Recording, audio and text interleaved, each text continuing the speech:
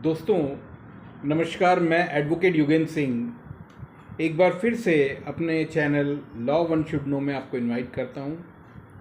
दोस्तों, जैसा कि आपको पता है कि मैं अभी एक सीरीज़ मैंने शुरू कर चुका हूं मैरिज काउंसलिंग के ऊपर। और लास्ट वीडियो में मैंने बताया था कि मैरिज काउंसलिंग क्या होती है और इसके क्या फ़ायदे नुकसान हैं। आज मैं इसकी सेकंड वॉल्यूम में आपको बताऊंगा कि हमें मैरिज काउंसलिंग क्यों चाहिए, इसका क्या फ़ायदा है, क्यों हमें ये लेनी चाहिए। तो दोस्तों, कई बार क्या होता है, हस्बैंड वाइफ जब लड़ रहे होते हैं तो उन्हें समझ ही नहीं आ रहा होता है कि हम दोनों कोशिश भी कर रहे हैं कि सब ठीक हो जाए, जो हमारे बीच लड़ाई है वो ख़त्म हो जाए, लेकिन ख़त्म नहीं हो पा रही है। और वो अगर सीधी बात भी करना चाहते हैं तो दूसरा पार्टनर उसका गलत अर्थ लगा लेता है और लड़ाई हमेशा बनी रहती है। तो जब ऐसी सिचुएशन हो जाती है तो जो मैरिज काउंसलर होता है वो उनसे इंडिविजुअली अकेले में बात करता है और उनके इश्यूज़ को समझने की कोशिश करता है। वो एक ट्रेंड प्रोफेशनल होते हैं जिन्होंने रात दिन इस तरह के केसेस में डील किया होता है, और वो ये चाहते हैं कि दोनों की जो जिस वजह से या जिस इशू पे लड़ाई है वो सामने वो लाना चाहते हैं, उसको वो निकालना चाहते हैं कि किस बात पे इन दोनों में लड़ाई है। अच्छा, इसमें जो एक और बात होती है कि जब हम मैरिज काउंसलर के पास जाते हैं तो वो इंडिविजुअल जो दोनों की जो स्पेस है उसको बनाए रखता है।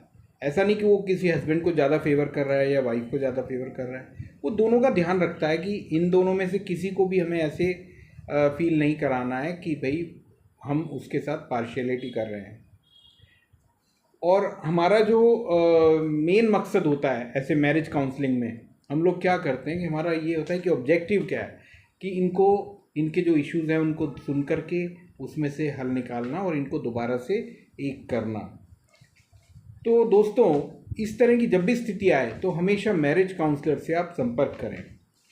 इसके आगे फिर जो मैरिज काउंसलिंग के फ़ायदे होते हैं उसमें वकील जो है वो कोशिश करता है कि उनकी प्राइवेसी और कॉन्फिडेंशियलिटी उनकी दोनों की रखे, और रखनी भी चाहिए, क्योंकि दोनों पार्टीज़ ने कुछ अपना समझ के फेथ में लेकर के उनको अपना सारा कुछ बातें बताई हैं। और उसका ऑब्जेक्टिव भी ये होता है वकील का, जो सही में मैरिज काउंसलिंग का जो काम करते हैं वकील, वो भी ये चाहते हैं कि इनका फिर से जो पहले जैसी लविंग एंड फुलफिलिंग जो रिलेशनशिप है वो फिर से रिस्टोर हो जाए। इसके बाद ये कई बार देखा गया है कि जब जो हस्बैंड वाइफ लड़ रहे होते हैं तो वो बहुत स्ट्रेस से गुजर रहे होते हैं और वो समझ नहीं पाते कि इस स्ट्रेस को कैसे दूर किया जाए। वहाँ पर मैरिज काउंसलर बहुत अच्छा रोल प्ले करते हैं। वो उनको समझा सकते हैं, वो उनके स्ट्रेस को दूर कर सकते हैं और उसमें बहुत हद तक वो उनको जो भी इश्यूज जिन वजह से उस स्ट्रेस में हैं उनको दूर कर सकते हैं और उनको रिलीफ दे सकते हैं, जो कि उनके रिलेशंस को दोबारा से बिल्डअप करने में बहुत हेल्पफुल है। अगर दोनों लड़ ही रहे हैं और कोई उनको समझाने वाला नहीं है इंडिविजुअल निष्पक्ष होकर के, तो वो बेकार है। उनको उस वक्त में ऐसा चाहिए होता है कि जो उनको निष्पक्ष होकर उनसे ये कह सके, हाँ आपकी ये गलती है, आप ये यहाँ पर सही हैं। तो दोस्तों, ऐसे जब स्थिति हो जाए तो ट्रस्ट मेन इंपॉर्टेंट चीज़ होती है, ट्रस्ट बिटवीन पार्टीज एंड वकील एंड एडवोकेट, यानी वो दोनों तीनों को अपना ट्रस्ट मेंटेन करना पड़ता है सो दैट वो किसी एक इशू पर आ पाएँ और उस प्रॉब्लम का समाधान हो सके।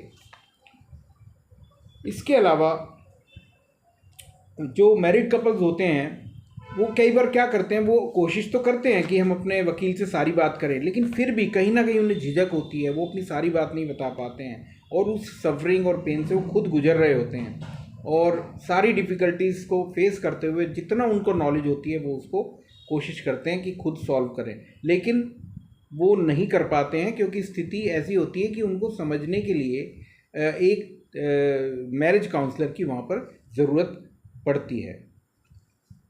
और कुछ लोग कहते हैं कि मैरिज काउंसलर जो है वो रिलेशनशिप को बिगाड़ देते हैं। तो दोस्तों, ऐसा बिल्कुल नहीं है। मैरिज काउंसलर दोनों की स्थितियों को और साइकोलॉजी को समझते हुए ये कोशिश करते हैं कि इनका जो काउंसलिंग है वो इनको हेल्प करे इनके रिलेशनशिप में।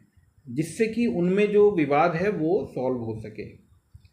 तो दोस्तों आज मैंने जो ये आपको वीडियो में बताई है, ये मेरी सेकंड वॉल्यूम है। पहली वाली में मैंने आपको इस बारे में बताया था। अगर आपको कोई बात शुरुआत में ना समझ आई हो तो आप मेरी पहली वीडियो भी देख सकते हैं और उसके बाद ये सेकंड वीडियो। इस तरह से मैं रेगुलर कंटिन्यू अपनी वीडियो करता रहूँगा, सो दैट अगर कोई हस्बैंड वाइफ किसी परेशानी में है और वो मुझसे मैरिज काउंसलिंग में संपर्क करना चाहें, लेना चाहें, तो उसमें एक नॉमिनल फ़ी दे करके वो मुझसे जुड़ सकते हैं और मैं उनको उनकी समस्या का समाधान करूंगा।